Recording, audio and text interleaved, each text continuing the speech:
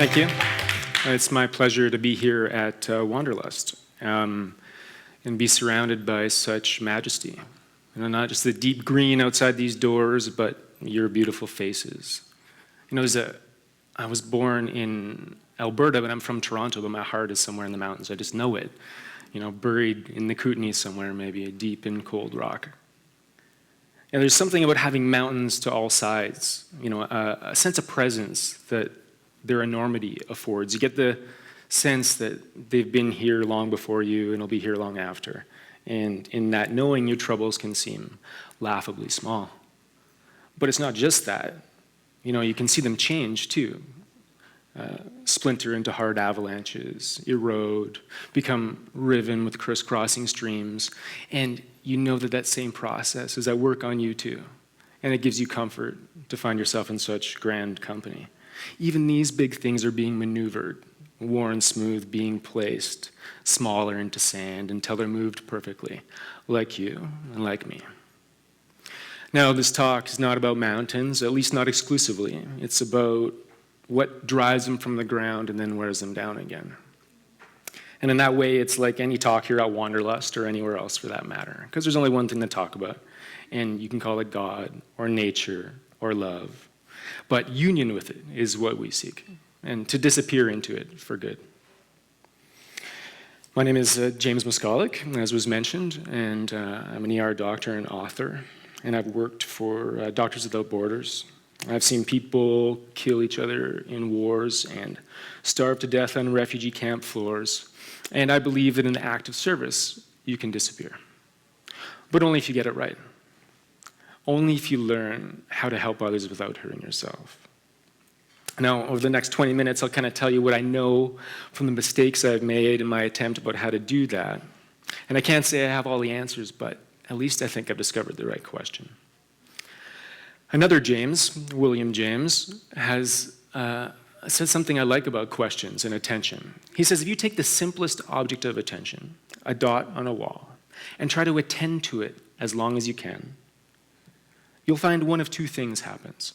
First, the dot will either grow indistinct or blurry, or your mind will be called to other things.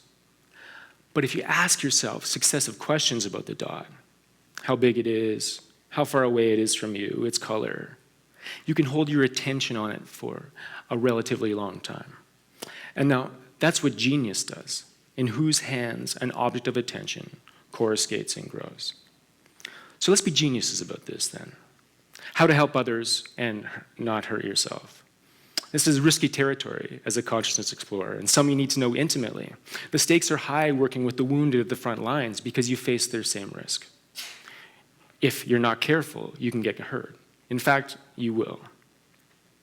So people want to start helping each other sometimes before they know how to help themselves. We live in this action-oriented culture. It's go, go, go right from the start. You know, you've never seen too many comic books with Superman chilling in a matinee with his phone on airplane mode.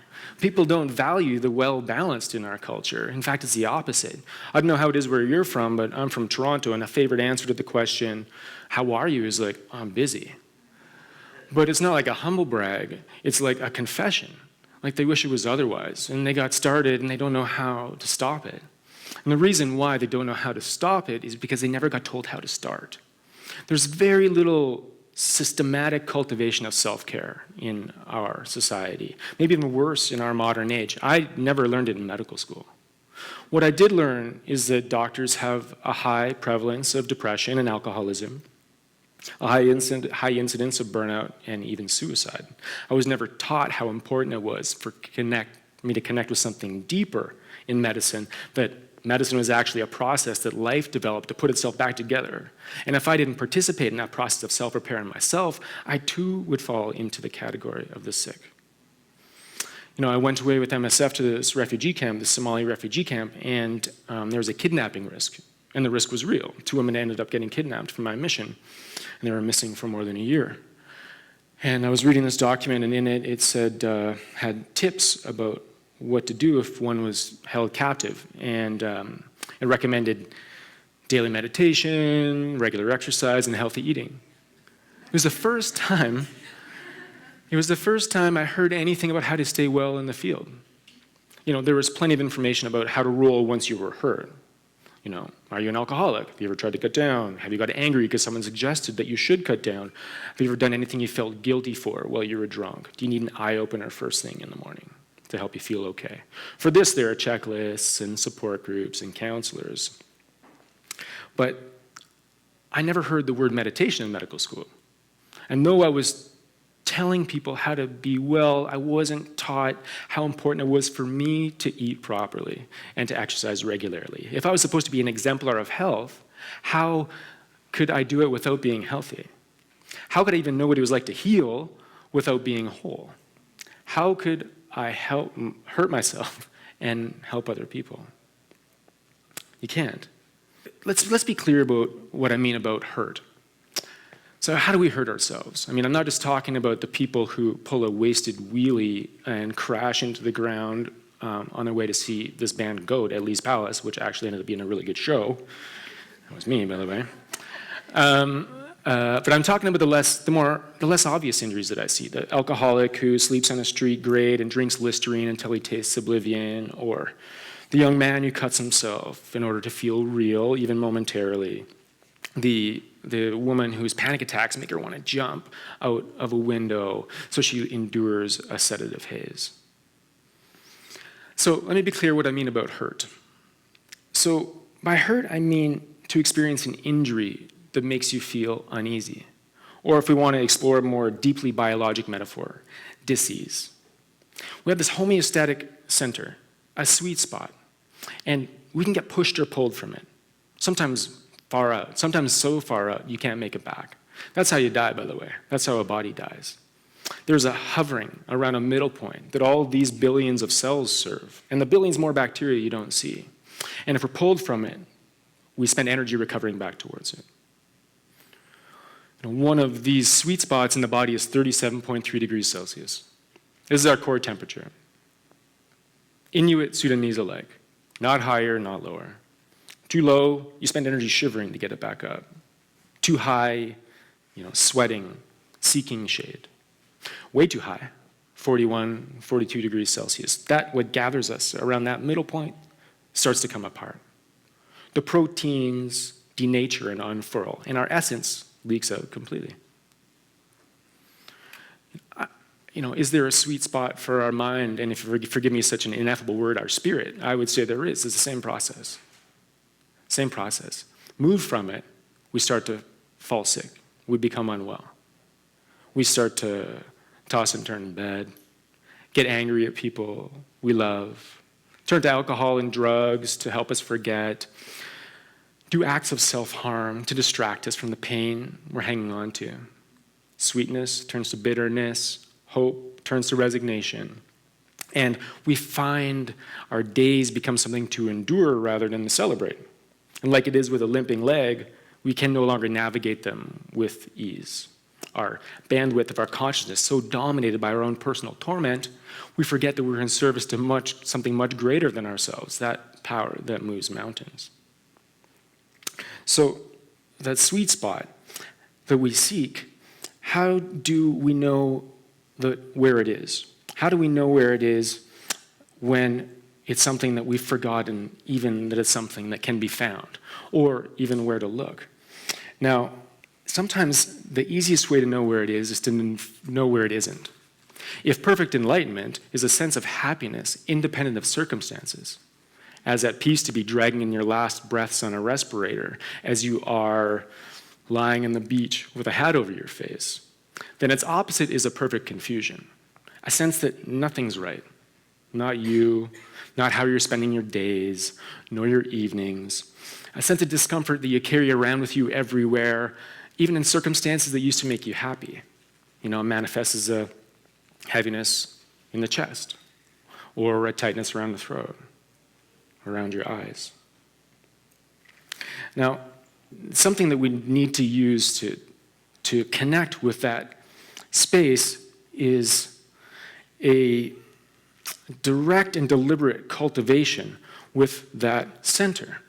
And now, that center that is that homeostatic equivalent of 7.40 pH, 37.3 degrees Celsius, a potassium of 4. That sweet spot that gives us a feeling of ease once we touch it. The reason why we get pulled away from it is we don't have a natural practice that brings us back. If we are drawn from this sweet spot, we fall into that same sickness. Now, I know pain, my own personal pain, deep self-recrimination, deep hatred, deep self-hatred, yelling at myself in the mirror, tears streaming down my face, deep, dark, lonely years, suicidal. I almost didn't make it back. I thought that pain was something that was mine to own, that I needed to hang on to it like a hot coal, punishing myself. It wasn't until I learned the practice of surrender or letting go that I understood what stood between me and happiness. Now, happiness is contagious. You've seen it all around you at this festival at Wanderlust. So too pain. If you do an fMRI of a person who is watching a video of someone experience a shock in their hand, the brain of the person who's watching lights up as if it was their own hand. It's a shared experience, it's the same. And the phenomenon is reciprocal, meaning when you hurt yourself, you hurt other people. But it's also why it's so distressing to work with people who are in distress. And it's more important even that you figure out a way to transform that should you choose to do that, because you can get wobbled from your center and need to spend all your energy recovering back towards it.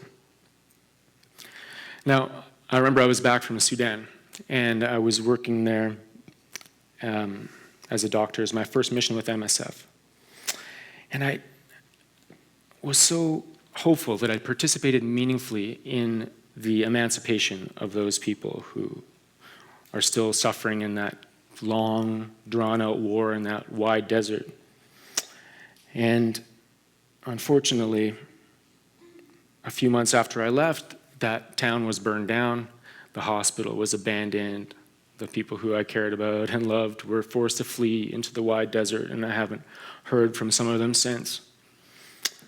And I was trying to put back together whatever gets broken in that moment. And I was sitting around a table with friends of mine. It was about 6 months later. I'll never forget it. It was snowing softly. It was around Christmas. And someone was making me laugh, and I felt this clear, sweet feeling. It had been so long, I could barely recognize it. And I was like, what is this? Oh yeah, joy. I promised myself I would never be so far from it ever again. This is not a rare story. I see colleagues of mine hurt themselves all the time. I watched a nurse become an alcoholic in our mission. After a couple weeks, her eyes were glassy by noon. She didn't last much longer. Other people, fell into bitterness, became resigned, ate away at their motivation, unable to transform that heavy burden of suffering they were a witness to, kind of creeped into relationships as some sort of blame. They returned home to feel it didn't fit them very well, and then, struck out in the road looking for peace. Or they thought that, you could only do this kind of intense work in rare and infrequent amounts, so they gave up. But that's not the case. You can do it, you just got to figure out how to work with it.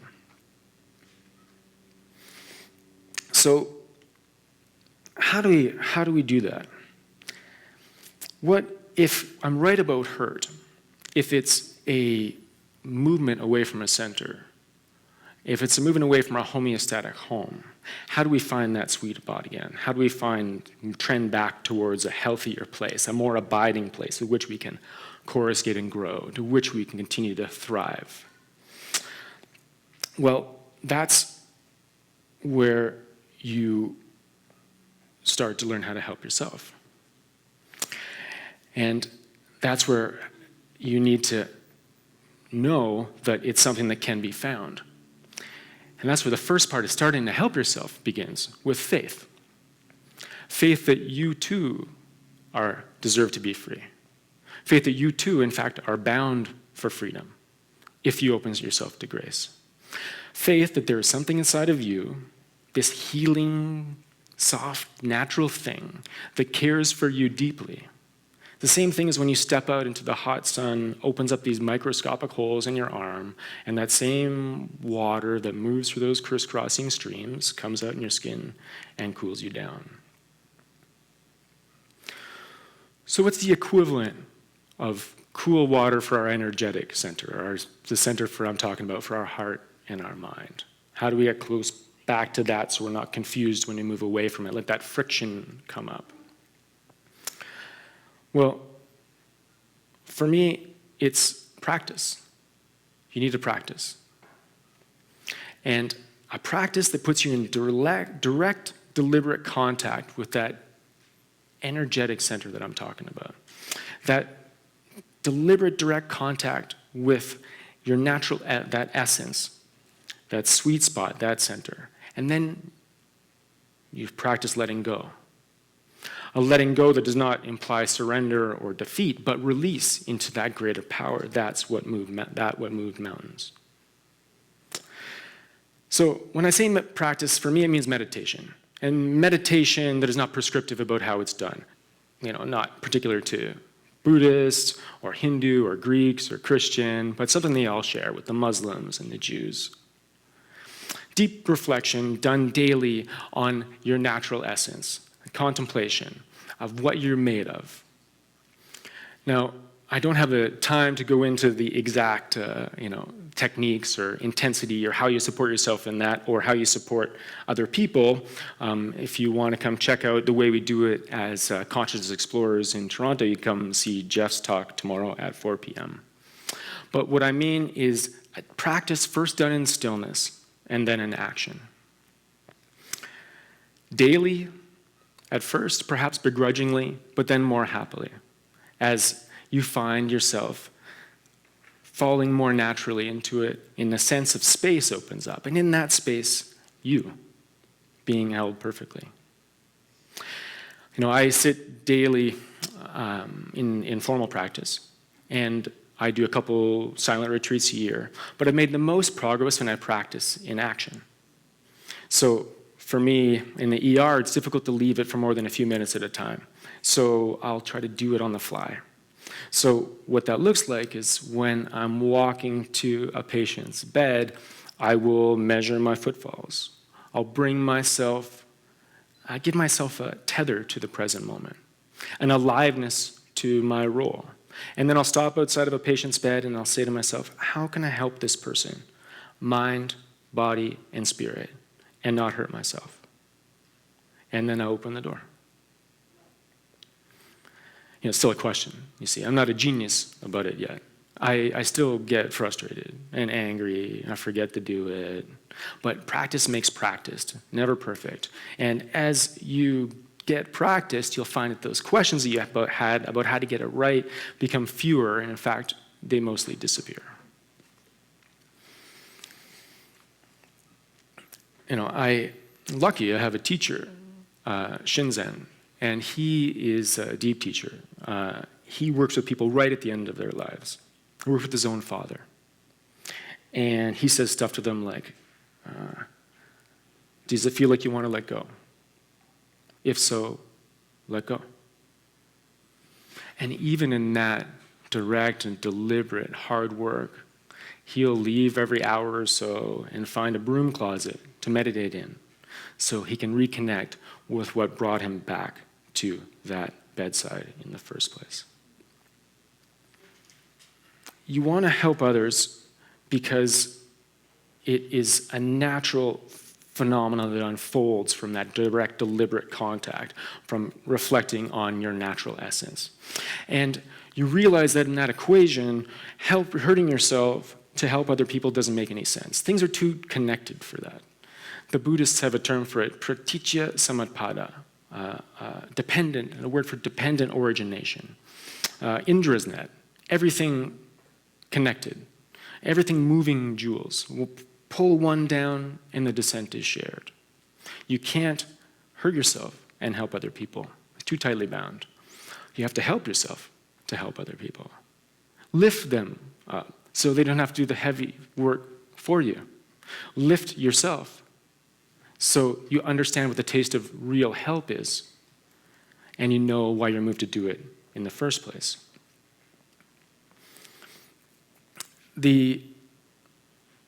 I worked in the ER a little while ago, and I was picking up charts in the minor part of the department, and I picked up a chart of a 7-year-old boy, and it said rash. And I could tell by the name he was a Tibetan kid.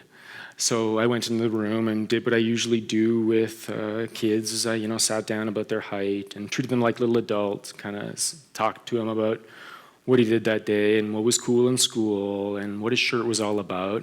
And then I came up to the rash, and he showed me, and it looked like chicken pox that had been secondarily infected by scratching. So antibiotics would clear it up quickly. So I left the room and told his father I'd be back with a prescription. I came back in a few minutes later, and he thanked me and said, before I left, he said, "Doctor, you know how you can help people without touching them just by offering your presence? You did that for my son. Thank you." And it brought tears to my eyes. I said, "Oh yes, I know, that's the deepest kind of help that you can give someone." So when you finally are able to start to help yourself, that's when the helping others begins. And that lets you into the greatest secret of all. The helping helps you too. You help others, you help yourself, to help others, and it becomes a reciprocal phenomenon. That same process is at work on you and works to heal you too. I do this work in Ethiopia with these young doctors who, unfortunately, are tasked with one of the greatest works I've known, which is to bring emergency medicine to this poor country. And I teach them, or I extol them, to make their ER a church where they pray, to make every gesture an act towards what is waiting to emerge, an act of faith or love even. And if you're able to do that, if you're able to divorce yourself from that act of service, from the reciprocity or the fruit of your actions, then you'll find yourself aspiring to the highest form of service, which is serving when people don't even know that they've been helped. And what that allows you to do is, once you reach that point, is the questions slow down. In fact, the questions stop, because you lose what measures gains and losses. So this is how you end up helping other people. You help yourself. You find that center, you cultivate a deliberate, direct contact with it as often and frequently as you can, and you go deep and you hold. You do that, and you find that you're able to work with what comes up, and what your work ends up being something that doesn't break you down, but heals you. Something that doesn't make you harden, but can soften you. A place where you can go to help yourself. Now, once that happens, a sense of ease can inhabit what you do and starts to flow through you, and you find yourself being placed where you belong, like these waves of rock rising and crashing all around us. So, thank you for listening. Until all hungry things are freed from starving.